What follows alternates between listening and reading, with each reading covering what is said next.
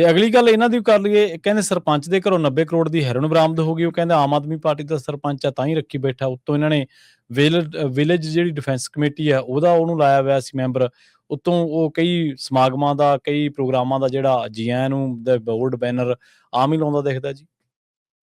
ਦੇਖੋ, ਇਸ ਸਮੇਂ ਪੰਜਾਬ ਦੇ ਵਿੱਚ ਆਮ ਆਦਮੀ ਪਾਰਟੀ ਦੀ ਸਰਕਾਰ ਹੈ। ਹਾਂਜੀ। ਪੁਲਿਸ ਤੰਤਰ ਇਹਨਾਂ ਦੇ ਕੋਲ, ਵਿਜੀਲੈਂਸ ਇਹਨਾਂ ਦੇ ਕੋਲ, ਤੇ ਯੁੱਧ ਨਸ਼ਿਆਂ ਵਿਰੁੱਧ ਇਹਨਾਂ ਨੇ ਛੇੜਿਆ ਹੋਇਆ। ਤੇ ਯੁੱਧ ਨਸ਼ਿਆਂ ਵਿਰੁੱਧ ਦੇ ਵਿੱਚ ਜੇ ਆਮ ਆਦਮੀ ਪਾਰਟੀ ਦੇ ਇੱਕ ਸਰਪੰਚ ਕੋਲ 18 ਕਿਲੋ ਹੈਰੋਇਨ ਕੇਂਦਰੀ ਏਜੰਸੀ ਬਰਾਮਦ ਕਰੇ, ਸਹੀ ਗੱਲ, ਤੇ ਫਿਰ ਸਾਡੀਆਂ ਏਜੰਸੀਆਂ ਕੀ ਕਰਦੀ? ਕੀ ਜਾਣਕਾਰੀ ਨਹੀਂ ਸੀ? ਕੀ ਖੁਫੀਆ ਰਿਪੋਰਟ ਨਹੀਂ ਸੀ? ਜੀ ਜੀ। ਇਹ ਯੁੱਧ ਨਸ਼ਿਆਂ ਵਿਰੁੱਧ ਦੂਜੇ ਪੜਾਅ ਦਾ ਪੱਧਰ ਇਹੀ ਹੈ। ਕਿਉਂਕਿ ਤੁਸੀਂ ਉਹ ਦੱਸ ਦਿਓ ਸਾਨੂੰ ਤਾਂ ਕਿ ਅਸੀਂ ਤਾਂ ਬਈ 51,000 ਤੋਂ ਵੱਧ ਬੰਦੇ ਫੜ ਕੇ ਅੰਦਰ ਦੇਤੇ ਨਸ਼ਿਆਂ ਵਾਲੇ। ਸਹੀ ਹੈ। ਤੁਸੀਂ ਤਾਂ ਦੱਸ ਦਿਓ ਮੁੱਖ ਸਪਲਾਇਰ ਤੱਕ, ਅਸੀਂ ਤਸਕਰ ਤੱਕ ਅੰਦਰ ਦੇਤੇ ਜੀ, ਜ਼ਮਾਨਤਾਂ ਤੇ ਫਿਰਦੇ ਨੇ ਜੀ, ਤੁਸੀਂ ਉਹ ਦੱਸ ਦਿਓ ਨਾ। ਤੇ ਜੇ ਜਨਾਬ ਤੁਸੀਂ ਪੁਰਾਣੀ ਸਾਰੀ ਚੇਨ ਤੋੜਤੀ, ਫਿਰ ਹੁਣ ਸਪਲਾਈ ਚੇਨ ਆਪਣੀ ਸ਼ੁਰੂ ਕਰ ਲਈ। ਹੁਣ ਸਪਲਾਇਰ ਤੁਹਾਡੇ ਨੇ। ਸਹੀ ਹੈ। ਔਰ ਉਹ ਵੀ ਉਹ ਜਿਨ੍ਹਾਂ ਨੂੰ ਤੁਸੀਂ ਨਸ਼ਾ ਛਡਾਊ ਕਮੇਟੀਆਂ ਦੇ ਮੁਖੀ ਥਾਪਦੇ ਹੋ, ਜਿਹੜੇ ਤੁਹਾਡੇ ਪਾਰਟੀ ਦੇ ਨੁਮਾਇੰਦੇ ਹੋਣ ਜੀ। ਮਤਲਬ ਤਰਨਤਾਰਨ ਖੇਤਰ, ਉਸ ਖੇਤਰ ਦਾ ਹਲਕਾ ਖੇਮਕਰਨ ਹਲਕੇ ਦਾ ਪਿੰਡ ਕਲਸੀਆਂ ਕਲਾਂ ਦਾ ਸਰਪੰਚ ਪਰਮਜੀਤ ਸਿੰਘ ਜੀ, ਜਿਹੜਾ ਆਮ ਆਦਮੀ ਪਾਰਟੀ ਦਾ ਵਰਕਰ ਹੈ, ਆਮ ਆਦਮੀ ਪਾਰਟੀ ਦਾ ਸਿਪਾਹੀ ਹੈ, ਤੇ ਪਿੰਡ 'ਚ ਨਸ਼ਾ ਛਡਾਉਣ ਲਈ ਜਿਹੜੀਆਂ ਇਹਨਾਂ ਨੇ ਕਮੇਟੀਆਂ ਬਣਾਈਆਂ ਉਹਨੂੰ ਲੀਡ ਕਰਦਾ।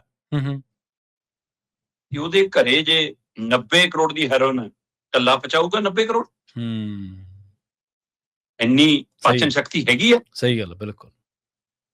ਸਵਾਲ ਤਾਂ ਇਹ ਹੈ ਕਿ ਇੰਨੀ ਵੱਡੀ ਖੇਪ ਉਹਦੇ ਕੋਲ ਆਈ ਕਿੱਥੋਂ?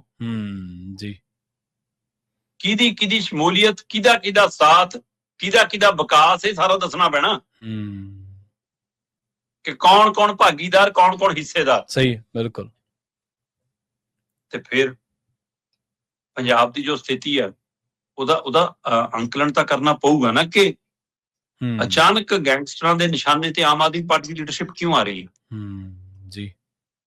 ਸਰਪੰਚਾਂ ਦੇ ਵਿਆਹਾਂ 'ਚ ਗੋਲੀਆਂ ਵੱਜਦੀਆਂ, ਇਹਨਾਂ ਦੇ ਨੁਮਾਇੰਦਿਆਂ ਨੂੰ ਗੁਰੂ ਘਰ ਤੋਂ ਨਿਕਲਦਿਆਂ ਨੂੰ ਗੋਲੀਆਂ ਵੱਜ ਰਹੀਆਂ। ਜਦੋਂ ਕਿ ਆਪਾਂ ਲਗਾਤਾਰ ਪੰਜਾਬ ਦੇ ਵਿਗੜ ਰਹੇ ਹਾਲਾਤ ਦੀ ਗੱਲ ਕਰਦੇ ਹਾਂ, ਸਵਾਲ ਆਮ ਆਦਮੀ ਪਾਰਟੀ ਦੀ ਜਾਂ ਕਿਸੇ ਹੋਰ ਧਿਰ ਦੀ ਨਹੀਂ ਹੈ, ਇਹ ਸਮੁੱਚਾ ਪੰਜਾਬ ਦਾ ਹਾਲਾਤ ਵਿਗੜ ਰਿਹਾ। ਬਿਲਕੁਲ ਜੀ। ਉਹਦੇ ਬਾਵਜੂਦ ਮੈਂ ਇਹ ਕਹਿ ਰਿਹਾ ਕਿ ਜੇ ਤੁਹਾਡੀ ਸਰਕਾਰ ਹੁੰਦੀ ਹੈ, ਤੁਹਾਡੇ ਨੁਮਾਇੰਦਿਆਂ ਦੇ ਬਾਹਰ ਹੁੰਦੇ ਨੇ, ਤਾਂ ਵੀ ਤੁਸੀਂ ਗੰਭੀਰਤਾ ਨਾਲ ਮੰਥਨ ਨਹੀਂ ਕਰਦੇ। ਲੋਕਾਂ ਲਈ ਤਾਂ ਤੁਸੀਂ ਕਰਨਾ ਹੀ ਕੀ ਹੈ? ਸਹੀ ਹੈ। ਹੁਣ ਮੂੰਹ ਖੁੱਲਦਾ ਯੁੱਧ ਨਸ਼ਿਆਂ ਵਿਰੁੱਧ ਦਾ? ਕਿਉਂ? ਤਾਂ ਤੁਹਾਡਾ ਆਪਣਾ ਬੰਦਾ ਫਸ ਗਿਆ। ਕੀ ਹੋਰ ਸਰਪੰਚਾਂ ਦੀ ਵੀ ਕੱਲ ਨੂੰ ਵਾਰੀ ਆਊਗੀ ਜੀ? ਕਿ ਇਹ ਤਰੀਕਾਕਾਰ ਹੈ ਕਿ ਤੁਹਾਨੂੰ ਅਸੀਂ ਅਹੁਦੇ ਇਸ ਲਈ ਨਵਾਜ ਰਹੇ ਹਾਂ ਕਿ ਤੁਸੀਂ ਇਹ ਧੰਦੇ ਕਰੋ? ਦੇਣ ਜਵਾਬ ਜਾਂ ਤਾਂ ਫਿਰ ਸਾਬਤ ਕਰਨਗੇ ਝੂਠਾ ਜੀ ਕੇਂਦਰੀ ਏਜੰਸੀ ਦਾ। ਬਿਲਕੁਲ। ਖੁਦ ਨਾਰਕੋਟਿਕ ਜਿਹੜਾ ਕੰਟਰੋਲ ਬਿਊਰੋ ਆ ਕੇਂਦਰੀ ਏਜੰਸੀ, ਉਹ ਕਹਿੰਦੀ ਅਸੀਂ ਛਾਪਾ ਮਾਰਿਆ। ਅੱਛਾ। ਘਰੇ ਜਨਾਬ ਆਰਾਮ ਕਰਦੇ ਸੀ, ਜਦੋਂ ਫਰੋਲੀ ਹੋਈ ਤਾਂ 18 ਕਿਲੋ ਹੈਰੋਇਨ ਮਿਲੀ, ਜਿਹਦੀ ਅੰਤਰਰਾਸ਼ਟਰੀ ਬਾਜ਼ਾਰ 'ਚ ਕੀਮਤ 90 ਕਰੋੜ ਹੈ। ਜੀ। ਤਾਂ ਜਨਾਬ ਇਹ ਇੱਕ ਭਾਗੀਦਾਰ ਤਾਂ ਨਹੀਂ ਹੋ ਸਕਦਾ, ਇਕੱਲਾ ਸਰਪੰਚ। ਐ ਨਾ ਹੋਵੇ ਉਹ ਇੱਕ ਪੈਸਾ 2 ਪੈਸੇ ਦਾ ਹੀ ਹੋਵੇ ਤੇ 99 ਪੈਸੇ ਦਾ ਮਾਲਕ ਕੋਈ ਹੋਰ ਹੈ। ਸਹੀ ਗੱਲ ਹੈ, ਬਿਲਕੁਲ। ਚੈੱਕ ਕਰਾ ਲਿਓ ਕਿਤੇ ਸ਼ੰਭੂ ਤੋਂ ਪਰੇ ਤੱਕ ਤਾਂ ਨਹੀਂ ਕੁੰਡੀਆਂ ਪਈਆਂ ਹੋਈਆਂ ਜੀ ਜਾਂਚ ਦਾ ਵਿਸ਼ਾ। ਜੀ, ਬਿਲਕੁਲ।